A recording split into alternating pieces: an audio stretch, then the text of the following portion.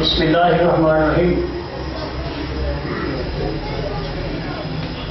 جیسا کہ علمی سبق آپ لوگوں کے خدمت میں پیش کیا جا رہا ہے،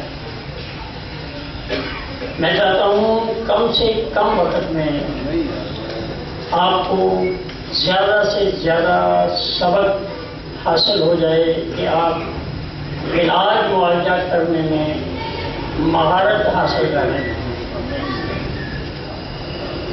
باقی علوم اپنی جگہ، ایک کشتی میں ایک پلاس پر سفر کر رہا تھا تو اس نے کشتی والے سے پوچھا، بابا جی آپ کی کتنی عمر ہے؟ اس نے کہا 70-80 سال۔ اس نے کہا آپ کو کیا کیا علوم آتے ہیں؟ اس نے کہا مجھے صرف کشتی چلانے آتی ہے۔ اس نے کہا آپ نے تو عمر کو ضائع کر دیا، کوئی علوم نہیں سیکھا۔ کچھ دیر کے بعد اس بات پہ بابا جی خاموش ہو گئے۔ کچھ دیر کے بعد کشتی ایک بھنور میں پھنسی۔ اس نے کہا بیٹا جی آپ کو تیرنا آتا ہے؟ اس نے کہا نہیں۔ اس نے کہا پھر آج بھی اور آپ کے فلسفے بھی ابھی ڈوبنے والے ہیں۔ دوسرے علوم، ارضیات، فلکیات، نجوم، کتنے علوم ہیں، وہ جس کا جی چاہے وہ سیکھے، لیکن جو طبیب ہے وہ علاج معالجہ ضرور سیکھے۔ عزیزان محترم، طبیبوں کے دعوے زوروں پر مریض کا دامن خالی ہے۔ طبیبوں کے دعوے زوروں پر مریض کا دامن خالی ہے، اس طب کی اجڑی حالت پر ہر بینا آگ سواری ہے۔ شکوائے جرت کون کرے اس گلشن کی شکستہ خرج کا، غمگین فضائیں کہتی ہیں اس گلشن کا قاتل مالی ہے۔ اس طب کی اجڑی قسمت پر شب روتے روتے گزر گئی، صبح کو ہمدم کہتے ہیں کہ آنکھوں میں کیوں ڈالی ہے، کیونکہ مریض کا دامن خالی ہے، ہر بینا آنکھ ہے۔ عزیزان محترم، میں سمجھتا ہوں کہ دروازے بند ہیں، بہت مشکل ہے میری آواز کسی مقام تک جائے، میں سمجھتا ہوں، لیکن جب زلیخا نے دروازے بند کیے تو اللہ کے پیغمبر حضرت یوسف علیہ السلام دروازوں کی طرف دوڑے، حالانکہ یقین تھا کہ یہ بند ہیں، کھولنا نہ کھولنا اس میرے مالک کے ہاتھ میں ہے۔ میں نے دوڑ لگائی ہے دروازوں کی طرف کہ میری بات سمجھیں۔ ایک واقعہ عرض کر کے اپنے سبق کی طرف آتا ہوں۔ قرآن حکیم میں ایک واقعہ ہے، سورہ نمل، حضرت سلیمان علیہ السلام کا لشکر جا رہا ہے، آگے ایک چونٹیوں کی وادی آتی ہے، ایک چونٹی ایسے لاچار اور مجبور، مذکر بھی نہیں مؤنث، اونچی جگہ پہ یہ دیکھ رہی ہے کہ حضرت سلیمان علیہ السلام کا لشکر وہاں جمع ہے، تیزی سے آ رہا ہے۔ اس کو فکر دامنگیر ہوئی، اس کا کلیجہ پھٹنے کو آیا، ارے میری قوم، میری برادری، میری عزیز و وقارت کچھ دیر کے بعد اس کے پاؤں تلے آ کے کچلے جائیں گے۔ اس نے آسمانوں کی طرف ہاتھ اٹھایا، الہی کوئی چارہ گر اس مصیبت کو ٹالے. اللہ نے فرمایا کیڑی ہے تو کیڑی، لیکن تیرا مشن بہت اونچا ہے، تیری سوچ بڑی اونچی ہے، تیرے اندر ہمدردی کا جذبہ ہے. ایسا کر، تم آواز دے اپنی قوم کو. اس نے کہا میری آواز تو بہت کم ہے، اتنی دور کیسے جائے گی؟ میرے اللہ نے فرمایا تیری آواز کمزور ہے، تیرا مقصد بڑا بلند ہے، تم آواز دے، میں قیامت کی دیواروں پر میں محمد کا کلام قرآن بنا کے دنیا کے سامنے پیش کر دوں گا.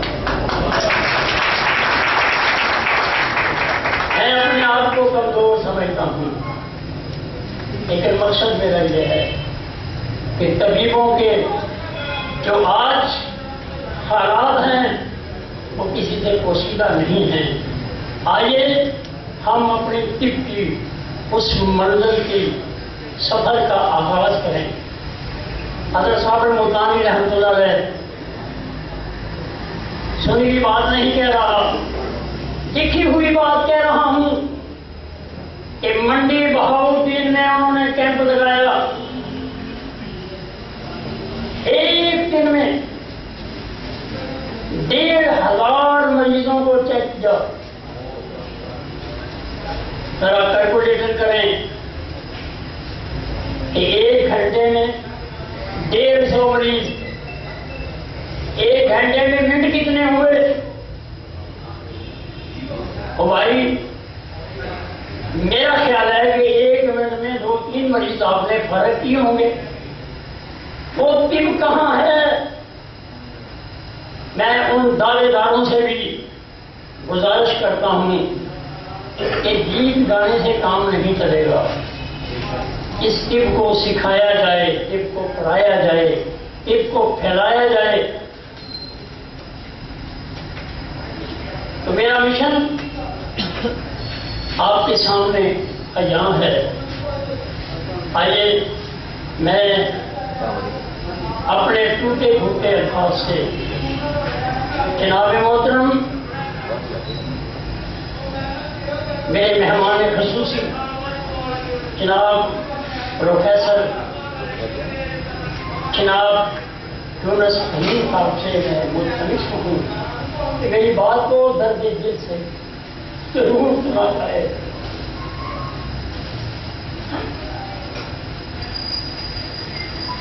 بہت دکھیا کہانی ہو گئی ہے طبیب کی، اس کو بچا لیا جائے. عزیزان محترم، میں آپ کے سامنے صرف 6 سبق رکھتا ہوں. ارسطو، بکرات، رازی وغیرہ جس نے جو کام کیا وہ بہت اچھا کیا. خراج تحسین، خراج عقیدت بابر صاحب نے بھی جو کیا بہت خوب کیا. لیکن اور مختصر کر دیتے ہیں، آسانی پیدا ہو جائے، طبیب کی عزت بچ جائے، طبیب کا وقار بچ جائے، طبیب کی روزی حلال ہو جائے. عزیزان محترم، 6 سبق. سب سے پہلے صحت کی نبضیں ایک نصاب کا حصہ ہونی چاہیے. سبق نمبر 1 صحت کی نبضیں. اس کے بعد عمر کی نبضیں کہ نوجوان آدمی کی نبض کیا ہے، صحت والی. بچے کی نبض کیا ہے، صحت والی. عورت کی نبض کیا ہے، صحت والی. حاملہ کی نبض کیا ہے، صحت والی. 2 سبق. اور صحت والی نبض بگڑنے کی 2 صورتیں. کوئی لمبا چوڑا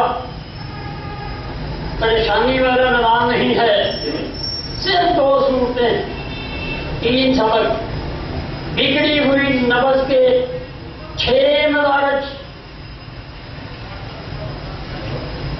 4 سبق. اور بگڑی ہوئی نبض کے 6 مدارت کے ساتھ 6 ادویہ پہلے ہی موجود ہیں.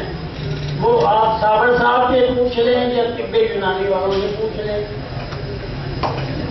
یہ درجے 6 ہیں، اسی لیے یہ 6 دوائیں بھی ہیں. ہم نے ان پہ غور و فکر کرنا چھوڑ دیا ہے. اب 6 درجے اور 6 ہی دوائیں اور پھر 6 اغذیہ.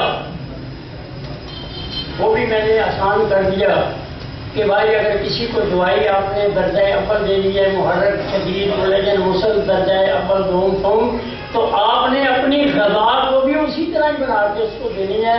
ایسا نہ کریں کہ دوائی مسل دے رہے ہیں اور گوشت کی بوٹیاں کھلا رہے ہیں تو اسے بھائی پخانا کہاں سے آئے گا؟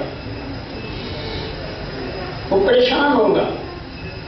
تو میری اس طب کے ان 6 سبقوں پہ غور و غوص کیا جائے، اس کو سمجھا جائے، اور آج کے طالب علم میں اس نصاب کو ڈال دیا جائے. انشاءاللہ طبیب اپنی بھی، دل کی بھی، اور آنے والے جو خطرات ہیں ان سے بھی وہ بچ جائے گا. اس کے اندر یہ صلاحیت پیدا ہو جائے گی. وقت کافی ہو چکا ہے. میں دوسرے مہمانوں کو بھی ٹائم دینا چاہتا ہوں. یہ سبق جامعہ بھی ہے، مختصر بھی ہے، اور اس کے اندر بہت ساری گہرائی بھی ہیں. ستاروں سے آگے یہاں اور بھی ہیں. عزیزان محترم، زخم لگے ہیں کاری طب پر، زخم لگے ہیں کاری طب پر. پہلے اس کی فکر کرو. یہ بعد میں دیکھا جائے گا کہ کس کی کارگزاری ہے. اس راہ سے پہلے گزرے ہیں رہبر بھی، کچھ راہزر بھی. نقش قدم پہچان کے رکھنا کہ آپ کی ذمہ داری ہے. ہم علیہ